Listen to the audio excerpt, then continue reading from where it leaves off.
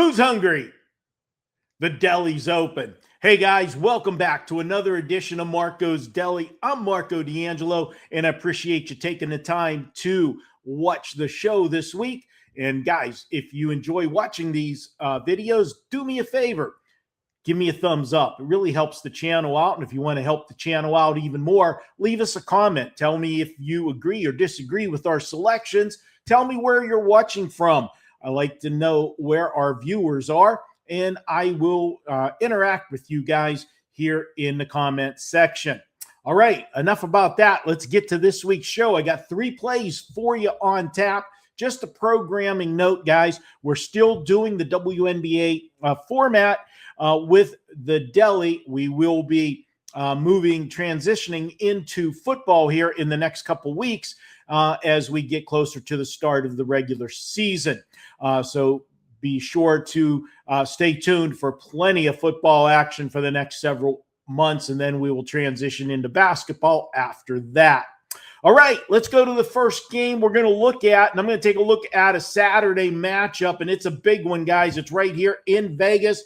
I'll be there for that one. It is the Minnesota Lynx taking on the defending champ Las Vegas Aces.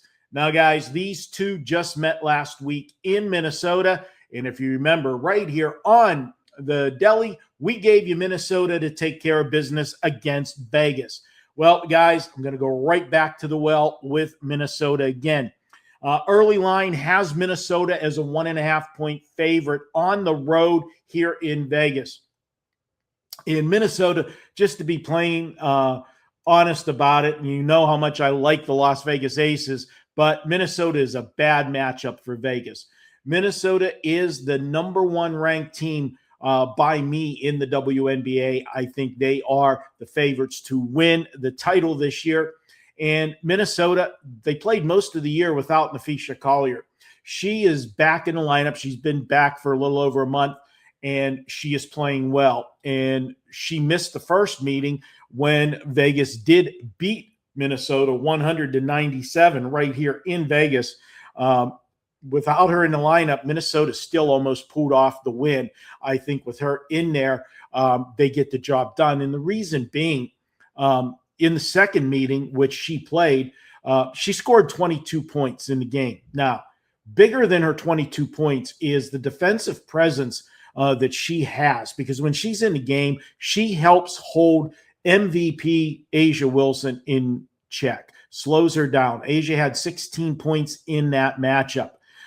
And when Collier's in the lineup, it also opens things up for all of the other scorers on this team. Even though Minnesota already had good depth and balance with their scoring, it's even better when she's in the lineup because it creates mismatches. They are a great passing team, and it opens up high percentage shots for different players. And this is a team, when they are healthy, they have 5 legitimate starting 5 double-digit scorers.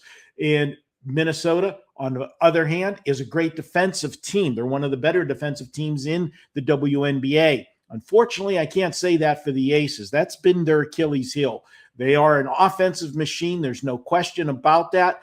With A'ja Wilson, Jackie Young, and Kelsey Plum. But defensively, they have their moments. And too often, this team gives up easy buckets to good passing teams. And by that, I mean is teams that pass the ball well and move it in transition ends up with a lot of transition points and backdoor cuts for easy buckets. I like Minnesota in this one. I'm going to go ahead, take Minnesota to get the win tomorrow. Yeah, I'll be at the game rooting for the road team. And second game we're going to take a look at here on the WNBA slate this weekend is also a Saturday game. Going to take a look at the LA Sparks as they play Washington. Now, guys, this is a bad scheduling spot for Washington. Washington returns home after spending 4 days here in fabulous Sin City, Las Vegas. They played the Aces on Tuesday and Thursday. So that means they were here in Vegas, got in on Monday. We're here Monday, Tuesday, Wednesday, Thursday. 4 days in Las Vegas is a distraction for any team. but they played well in those two games, even though they came up 0-2 straight up and against the spread. Both of those games were tight games throughout and were decided in the final moments for Vegas to secure the win and get the cover. I think coming off those two tough losses, spending 4 days in Las Vegas, and then flying back across country from a Thursday night game to play on Saturday just is a bad scheduling spot for Washington. I think they're going to be flat in this game, and the LA Sparks, I think, can hang around with Washington in this one. We also have a league-wide system play here that is in play, and this has been for as long as the WNBA has been around. Taking a road underdog who is coming off a loss but covered the spread, and that's what LA did in their last game. They lost, but they covered the spread, and they're facing a team that is coming off a road game in which both teams scored 75 or more, and they are returning home. If you bet against teams in that spot, returning home, taking the road underdogs, you would be 37-11. 37-11. That is just a powerful stat, given the situation that I've already set up for this game and that angle. I've got to go with the LA Sparks. The number for Saturday right now, we're seeing Washington -6.5. I'm going to go ahead and take the LA Sparks plus the 6.5 against Washington. Now, before I get to that Sunday play, let me tell you what's happening over at WagerTalk. Time is running out. If you want to take advantage of that, buy 3 days, get 3 days free. You can get it right now. Head over to WagerTalk, buy a 3-day all-access package. It's $69. That'll get you every play I release for 3 days. That includes all sports. It includes any 5% plays. And remember, those 5% plays sell for $35 by themselves. That in itself is a great deal, 3 days for $69. But when you buy 3 days for $69 right now, you get 3 bonus days. That's 6 days total for $69. Head over to WagerTalk, jump on board for the weekend. For 6 days. You want even better deal? Guys, we've got the rest of 2026. That is the final quarter of 2026. Get the rest of August, get all of September, October, November, and December. You can get all of my plays, all sports, and think about it, guys. You'll get all of the sports basically going at one time. Baseball will be in play. College football is about to start. NFL has started. You got WNBA and the WNBA playoffs coming up. You've got hockey and, of course, NBA as well. You can get everything through the end of 2026 for just $799. Head over to WagerTalk. Take advantage of that offer. All right, let's go to Sunday here for the last one in the Deli. And let's see if we can make it a 3-0 Deli weekend for you guys. We're going to take a look at Indiana at Atlanta.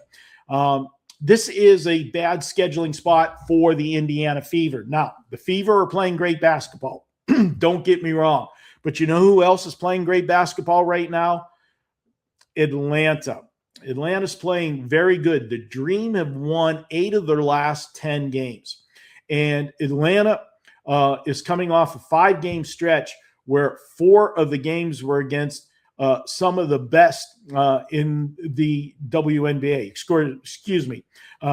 Indiana's coming off a stretch playing some of the best teams in the WNBA. Indiana had to play Minnesota, Vegas, New York, and Dallas. That takes its toll on a team. Now they got to turn around. They're playing on Friday night, which I'm taping the Deli on Friday, so I don't know the outcome of that game. They had to play Dallas on Friday night, then turn around and fly to Atlanta to play a Sunday afternoon game. This is a tough scheduling spot for Indiana, and they're playing an Atlanta team that is playing very well right now, and an Atlanta team that is one of the better defensive teams in the WNBA. We know that Indiana can score. They put up points like crazy. They've scored 100 or more in 7 of their last 9. But they're going to be facing a team that plays defense. And if you remember last week on the show, we liked to go again. It was 2 weeks ago, I think, when Indiana played at Minnesota. We went with Minnesota because of that defensive presence against Indiana and got the job done. I think it's going to be a similar situation. Now, because this is a game on Sunday and we're recording on Friday, I don't have an official line for you yet. But what I am going to do is tell you how far I'll take this. I like Atlanta in this game at -6 or less. And I think that we definitely should see a number of -6 or less, barring any injuries or somebody sitting out for Indiana. So let's go ahead and take Atlanta, lay the points with them on Sunday against Indiana as the third and final play on the Deli. Once again, guys, thanks for hanging out with me. I appreciate you guys. I like talking games with you, telling you how I handicap these games, trying to do some teaching along the way, too, on some different handicapping styles to make you a better. And if you appreciate all of that, which I hope you do me a favor, show that appreciation. It doesn't cost you anything. Just give me that thumbs up. It really does help the channel out, and it makes it so we can continue to bring you more free winners here at WagerTalk with our YouTube channel and all of our other platforms that you can get information from us. So until next week here on the Deli, guys, let's eat good this weekend and let's cash some tickets. I'll talk to you next week. And good luck.